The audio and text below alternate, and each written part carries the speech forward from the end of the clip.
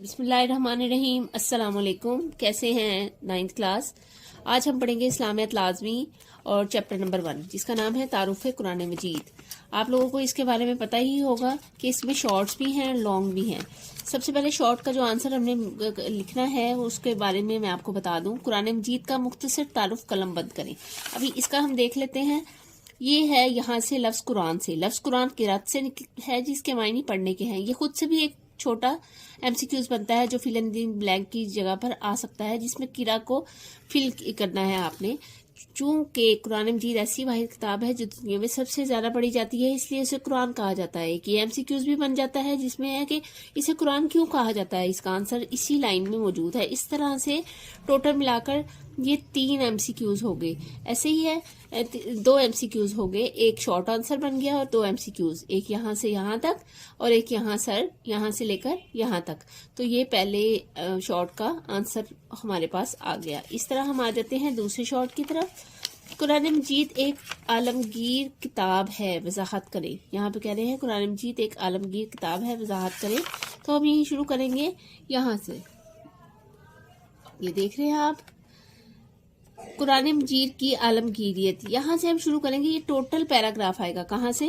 कुरान मजीद अल्लाह ताला की आखिरी और आलमगीर किताब है। जिस तरह नबी करीम सल्लल्लाहु अलैहि वसल्लम अल्लाह ताला के आखिरी नबी और आपकी रिसालत तमाम जहानों के लिए इसी तरह तमाम जहानों के लिए है, इसी तरह आप खातमुन नबीयीन सल्लल्लाहु अलैहि वसल्लम पर नाजिल होने वाली किताब भी तमाम बनी नूह इंसान के लिए रश्तो हिदायत का सरचश्मा है। कुरान मजीद किसी खास कौम या वक्त के लिए नहीं बल्कि क़यामत तक के लिए तमाम इंसानों के लिए रहनुमाई का जरिया है। तो यहाँ पर हमारा दूसरा शॉर्ट कंप्लीट हो जाता है, यानी ये पूरा पैराग्राफ ही आएगा। अब इसमें भी अगर हम देखें तो कई तरह के एमसीक्यूज हमारे सामने आते हैं। जैसे कुरान मजीद किसी खास कौम के लिए नहीं है बल्कि क़यामत तक के लिए तमाम इंसानों के लिए डैश का जरिया है। डैश का मतलब रहनुमाई का जरिया है। यहाँ पर रहनुमाई आप लिखकर ठीक कर लेंगे। और इसी तरह इससे ऊपर आ जाए कि आप सल्लल्लाहु अलैहि वसल्लम पर नाजिल होने वाली किताब भी तमाम बनी नूह इंसान के लिए डैश का सरचश्मा है, रश्तो हिदायत का सरचश्मा है। दोनों कंफ्यूजिंग आंसर होंगे क्योंकि यहाँ पर सरचश्मा है और यहाँ पर जरिया है। तो आपने ये जहन में रखना है कि जरिया में आपने रहनुमाई लिखना है और सरचश्मा में आपने रश्तो हिदायत लिखना है। अब हम आ जाते हैं तीसरे एमसीक्यूज की तरफ, तीसरे शॉर्ट आंसर की तरफ। कुरान मजीद की क़यामत तक के लिए महफूज होने का वजह बयान करें। कि कुरान मजीद क़यामत तक के लिए महफूज होने का वजह बयान करें। इसके 2 आंसर, इसका एक आंसर है और ये हम आपको बताते हैं ये कहाँ से। कुरान मजीद क़यामत तक आने वाले इंसानों के लिए हिदायत और रहनुमाई का जरिया है। चुनाचे अल्लाह ताला ने इसकी हिफाजत का जिम्मा लेते हुए इरशाद फरमाया है। यहाँ कुरान पाक की आयत और उसका हवाला नंबर अगर आप और उसकी सूरत का नाम याद रख लेंगे तो ये आपके लिए प्लस पॉइंट है। और अगर नहीं भी रखेंगे तो कोई इतना इशू नहीं है, लेकिन अगर ये याद कर लेते हैं तो ये अच्छा इंप्रेशन डालती है एक एग्जामिनर पे कि इसको अच्छा याद है, इस बच्चे को अच्छा नॉलेज है और कोई रीज़न नहीं होती है। और ये कोई इतनी मुश्किल नहीं है कि आप इसको आराम से याद कर सकते हैं। इसको याद करके आप इसके ज़बर ज़ेर पेश मत डालें, एराब मत डालें, उसका कोई इशू नहीं है। आप इसको सिंपल लिख दें मार्कर से हाईलाइट करके, तो इसके बड़े अच्छा इंप्रेशन पड़ता है। और तर्जुमा भी लिख लेंगे तो कोई वो नहीं, लेकिन इससे ज़रा अच्छा इंप्रेशन पड़ता है। आगे है तर्जुमा। बेशक हमने ही इस जिक्र को कुरान के नाजिल फरमाया है और बेशक हम ही इसकी ज़रूर हिफाजत फरमाने वाले हैं। तो ये इसका तीसरे का शॉर्ट आंसर आ गया। ठीक है, अगर हम इस तरफ आए तो हमारे पास है चौथा, कुरान मजीद का इजाज़ तहरीर करें। अब इसके जो है कुरान मजीद का इजाज़ तहरीर करें शॉर्ट फोर्ट का, इसके 2 पॉइंट हैं। ठीक है, पहला पॉइंट आ जाता है महफूज तरीन किताब से नीचे से शुरू होगा। जैसे कुरान मजीद की हक्कानियत की ये दलील है कि इसका एक एक हर्फ 14 सदियां गुजरने के बावजूद भी महफूज है। कुरान मजीद के अल्फाज की तरह इसमें बयान की गई मालूमात भी कुरान मजीद के इजाज़ की दलील है। ठीक है, एक तो ये पॉइंट हो गया, ये आपने देख लेना है। अभी आप निशान लगा लें बेशक बुक पे। और एक आ जाता है दूसरा पॉइंट यहाँ से, ये जो पहला पैराग्राफ है उसकी लास्ट लाइन में, ये कुरान मजीद का मौजज़ा है कि इसे पढ़ने वाला उकताहट का शिकार नहीं होता बल्कि इसे हर लम्हा नई लज्जत और सुरूर हासिल होता है। ये इसका दूसरा पॉइंट आ गया शॉर्ट का 4। तो जहन में रखिएगा कि पहला नीचे वाले सेकंड पैराग्राफ में पहली लाइन है, फर्स्ट लाइन, और दूसरा फर्स्ट पैराग्राफ की लास्ट लाइन में पॉइंट शुरू होता है। आगे आ जाते हैं नंबर 5 की तरफ। अहद रिसालत में तदवीन कुरान मजीद की वजाहत करें। अब नंबर 5 का हम शुरू करेंगे। अब जमा तदवीन का जो 5वें वाला हमारे पास शॉर्ट क्वेश्चन है, उसका आंसर हम देख लेते हैं। नबी करीम सल्लल्लाहु अलैहि वसल्लम की हयात तैयबा ही में अक्सर सहाबा कराम को कुरान मजीद ज़बानी याद था। नबी करीम सल्लल्लाहु अलैहि वसल्लम कुरान मजीद के नुज़ूल के फ़ौरन बाद कुरानी आयात को लिखवाने का ख़ुसूसी एहतमाम फरमाते थे। नबी करीम ख़ातिमुन नबिय्यीन सल्लल्लाहु अलैहि वसल्लम की हयात तैयबा में मुकम्मल कुरान मजीद लिखा जा चुका था। अहद रिसालत ही में कुरान मजीद अमूमन पत्थर की इन सीलों, चमड़े, खजूर की चाल और ऊंट की शाने की ऐसी हड्डियों पर लिखा जाता था जो खास इसी मकसद के लिए तैयार की जाती थी। यूँ कुरान मजीद अहद नबी में ही मुकम्मल हिफ्ज होने के साथ साथ मुख्तलिफ जगहों पर लिखा हुआ मौजूद था।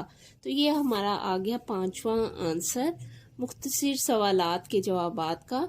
तो इसको आपने अच्छे से तैयार कर लेना है, और जहां आपको कोई मसला हो, परेशानी हो, आपको समझ में नहीं आए तो आप मुझे कमेंट कीजिएगा, नेक्स्ट वीडियो में मैं उसको बता दूंगी। अब हम आ जाते हैं लॉन्ग की तरफ। लॉन्ग हमारा है तफसीली जवाबात दे। अच्छा जी, अहद सहाबा कराम में जमा तदवीन कुरान मजीद का अहवाल बयान करें।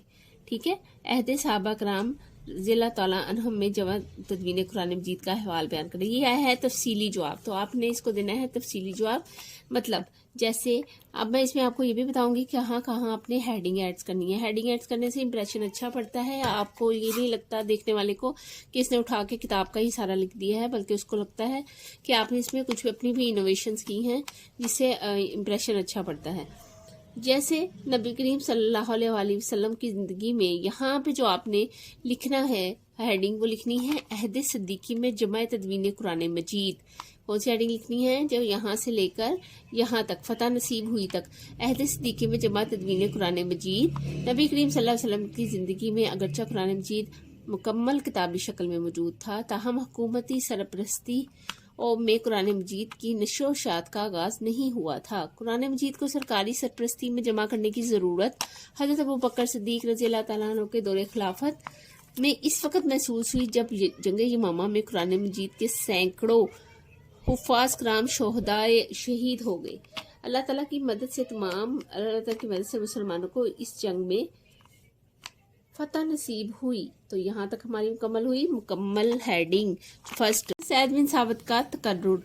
हम इस वक्त ये महसूस किया गया कि अगर मुस्तकबिल में इस तरह फास कुरान शहीद होते रहे तो कहीं कुरान मजीद का कोई हिस्सा ज़ाया ना हो जाए। हज़रत अबू बकर सिद्दीक रज़ियल्लाहु ताला अन्हु ने हज़रत उमर फारूक और दीगर जलीलुल कदर सहाबा कराम रज़ियल्लाहु ताला अन्हुम के मशवरे से कुरान मजीद की जमा तदवीन का आगाज़ किया।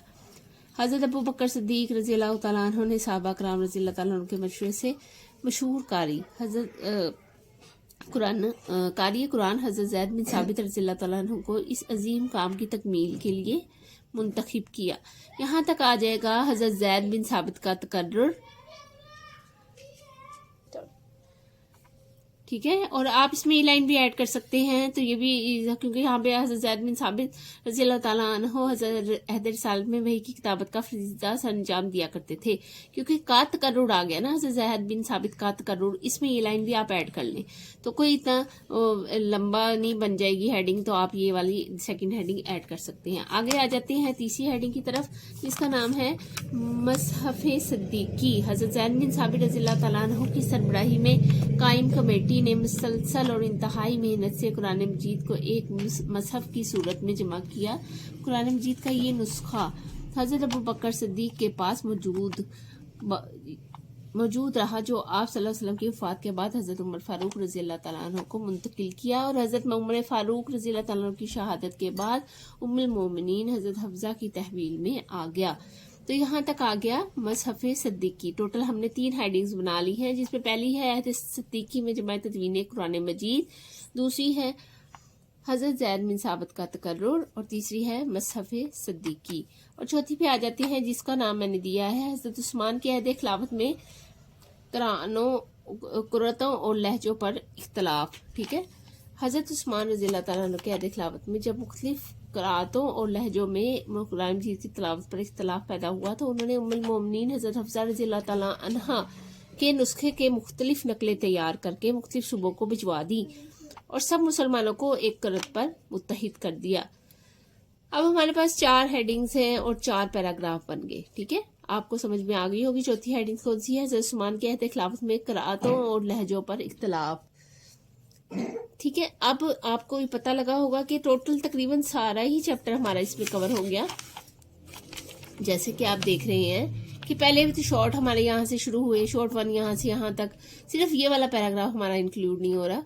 और अगर देखा जाए तो फिर दूसरा शॉर्ट आ जाता है, कुरान की आलमगीरियत आ जाता है, फिर इसके बाद तीसरा आ जाता है, फिर चौथे के 2 पॉइंट आ जाते हैं, और इसके अलावा फिर हमारे पास जो लॉन्ग में आ जाता है वो ये वाला आ जाता है।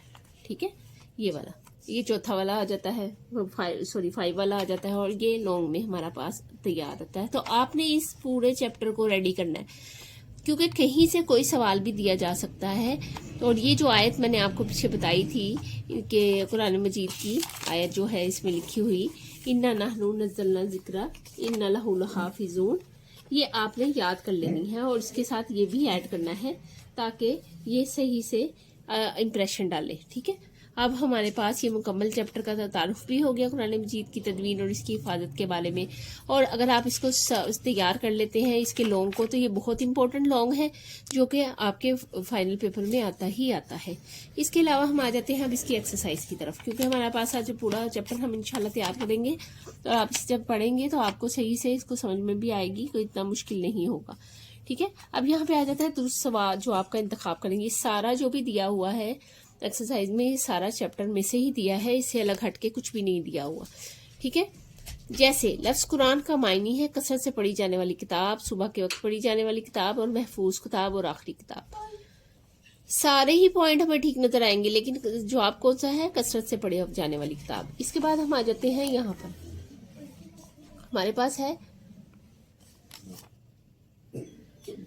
तमाम मुसलमानों को एक क़राअत और लहजे पर मुत्तफिक करने वाली शख्सियत है। कौन सी है? हज़रत उमर फारूक रज़ियल्लाहु तआला अन्हु, हज़रत उस्मान गनी रज़ियल्लाहु तआला अन्हु, हज़रत अली करम वजहल्लाहु रज़ियल्लाहु तआला वजहल्लाहु करीम, हज़रत ज़ैद बिन साबित रज़ियल्लाहु तआला अन्हु। तो इसमें कौन सी है किन्होंने, अभी हमने पीछे पढ़ा था किन्होंने एक लहजे पर मुत्तफिक किया था?